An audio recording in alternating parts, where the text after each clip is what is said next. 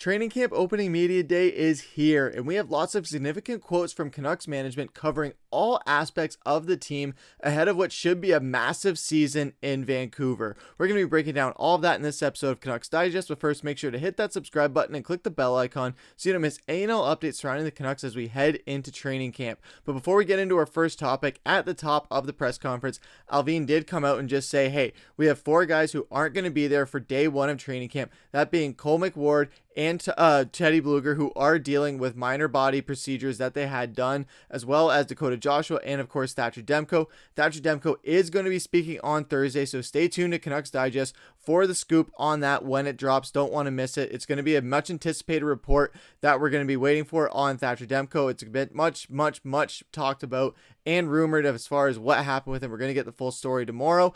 But aside from that, that is all that we have as far as the injury quotes. We know the story with Dakota Joshua, hoping he has a very speedy recovery. And then we also have Teddy Blueger, who he said is going to be out probably a week. And then McWard is considered week to week. So that's all we have as far as the injury updates heading into it. But let's get into our first topic of the day, which is going to be the quotes, starting with Talk's TED Talk. And now we have our bunch of quotes from Rick Tocchet that we're going to start with.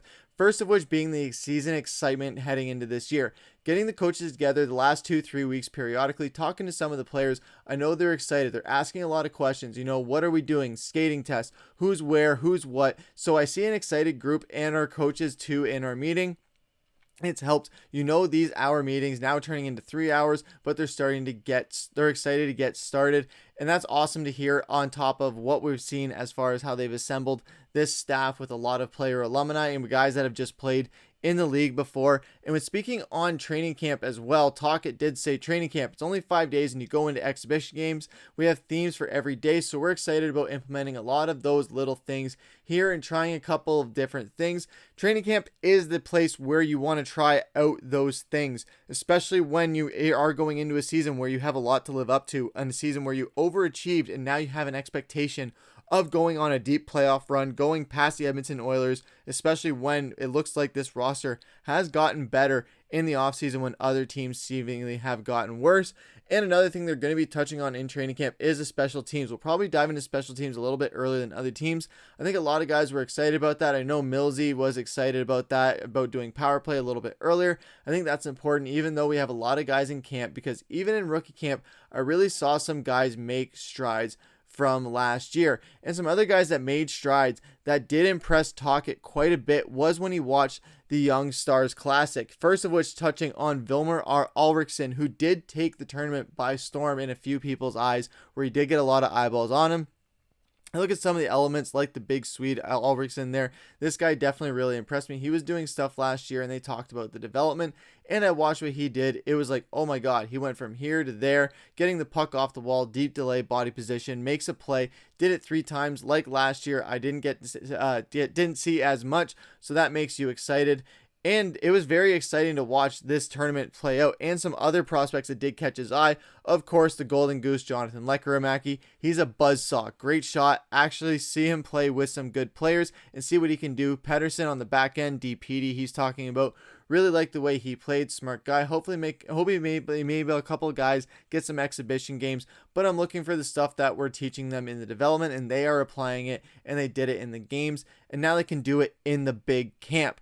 So all of this is coming at a time where we're heading into a big training camp where there's a lot of prospects that are hoping to make a name for themselves. And when speaking on the lines that he wants to run for camp, when you fill a lineup for the day 1 tomorrow, you can't really read it too much, because I'm going to switch some things out. Obviously, Millsy and Bess, they got a great chemistry. I think Petey and Jake together from the start, would like to see them, give them some time together. And it's okay to rotate wingers. Dakota and Garland, those guys are play together damn good hockey for us. It's hard for me to break those guys up. And I know Dakota Joshua, like we said, is going to be missing the first bit of training camp, probably a bit longer and into the regular season. We don't know what the timeline is. Allvin did not give one.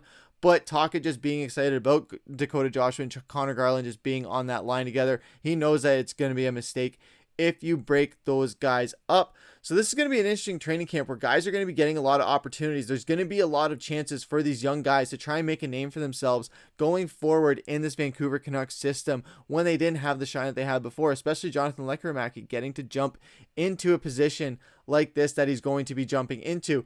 And as well, on the next level that they want to get to for next season, to get to the next plateau, there are higher expectations. And it's going to be hard. We know that. So that's the next level. Starts day one tomorrow. Don't waste a rep out there. Let's make sure that we make each other accountable like we did last year. And the other thing that's going to be key, like last year, is sustaining momentum.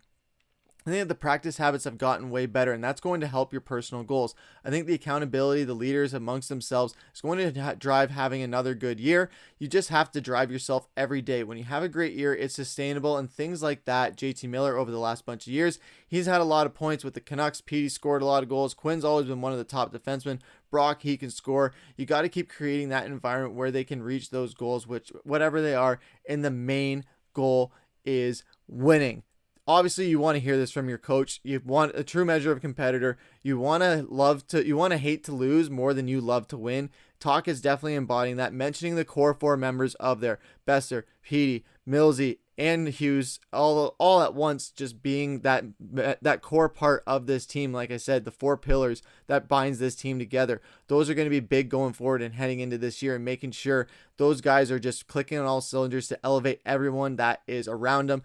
And when speaking on the system, we're not going to read all of it. You can look on it there. As far as what Tocchet's approach is to his coaching methods, you see some great inside out where they want to get their D up. They got it not without just being with Quinn Hughes and Filip Hronek. They want to make it a bit safer at times and not play as risky. There's a lot of things in here, so if you want to pause it and take a look, you can go right ahead. But I think the Tocchet system is a system that's going to be very good going into this next year of his coaching tenure. But let us know what you guys think down below of Tocchet's comments. What do you guys think about training camp heading into this year? We'd love to hear what you guys have to say. But that's going to take us into the second topic, which is Allvin's agenda. So now we're getting into the quotes from Patrik Allvin himself, our GM. Speaking on the camp competition specifically, I think it's extremely important for the whole organization to have competition, and we believe that the young players need leadership from experienced character players. We are very fortunate with the job Ryan Johnson has done with Abbotsford, and the affiliation we have with Kalamazoo has worked really well, bringing in some of the guys on American League contracts and giving them an opportunity to grow, and hopefully that down the road translate into an NHL contract.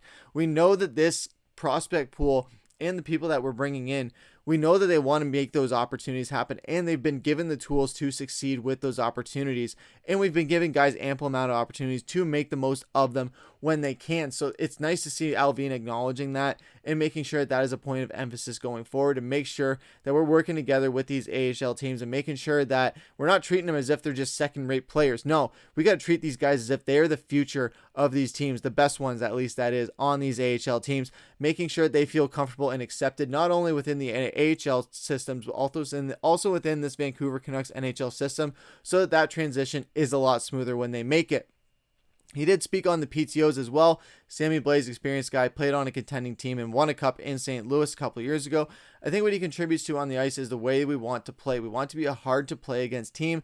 Dylan Ferguson was a goalie local with pro experience, and we talked about if we didn't have 6 goalies to start the camp, there were options that we looked at, and he was the strongest that was available. We're bringing a lot of goalies into this camp. There's going to be a lot of mouths to feed as far as between the pipes, but in a case where we're seeing an update from Thatcher Demko on Thursday where we could be seeing some very good news, some very bad news. So it seems like the Canucks are preparing for the worst without telling anybody what the cards are showing. But if they're bringing in all these goalies, maybe the cards are saying that, and maybe the writings on the wall is saying that maybe Demko is going to be out for longer than we expected. And we're going to see a revolving door of goalies just so that Archer Shilovs doesn't get overworked. But that's going to be interesting to see going forward. And someone else that he touched on was Tucker Poolman. Obviously is not going to play this year. Our job as a management is to manage our roster and cap situation.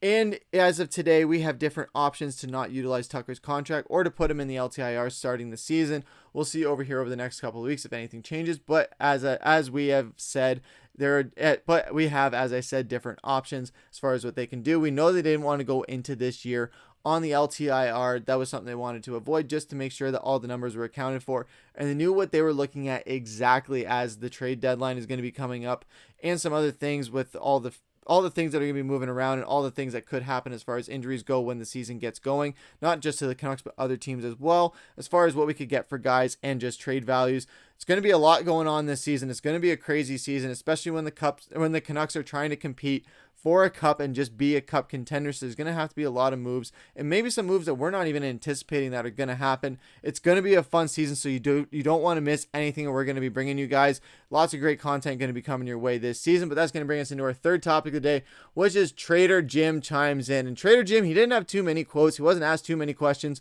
He was asked about the new practice facility, said there isn't really too much update going on there. He didn't want to get people's hopes up. But when speaking on Petey, it did touch on kind of the same things that Tocchet talked about that we covered in one of our last videos, saying he was really impressed with how he's come back in the offseason. He seems to be a guy that's more relaxed and more comfortable, and for obvious reasons.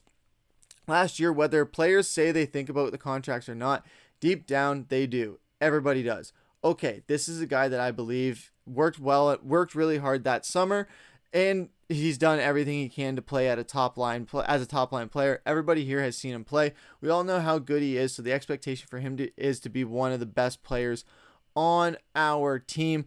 And when speaking on the next level part as well, he did say that everything has to go right, just like Talk said. He kind of echoed a lot of the same sentiments, and just one of the things that everything has to be clicking for a team to be succeeding. And Jim knows this. He's been around a lot of teams. He's done a lot of work within the NHL.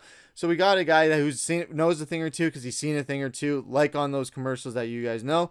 And it's going to be interesting to see what he does as far as some trades that they could make towards the trade deadline. He did kind of allude to that, and we know that Patrik Allvin is going to try and make a Brock Boeser contract work by the trade deadline before we have to go into the end of next season, going into negotiations with him. They want to lock him down before the end of the season, almost like they did with Petey this past season, where they locked him down mid-season. We did see a bit of a drop-off. However, with the comments that Patrik Allvin had criticizing Brock Boeser's game, hopefully to give him a motivational kick in the butt, if you would call it, that might fuel him going into this season, where he wants to go out there hungrier and get those 50 goals on top of the contract, and not only just get a lot of goals leading up to the contract, getting it and then falling off, but getting that contract and exceeding expectations even further, getting us into the postseason and carrying us to a Stanley Cup. It's going to be a great season to watch. Can't wait to bring you guys all the content heading into this season.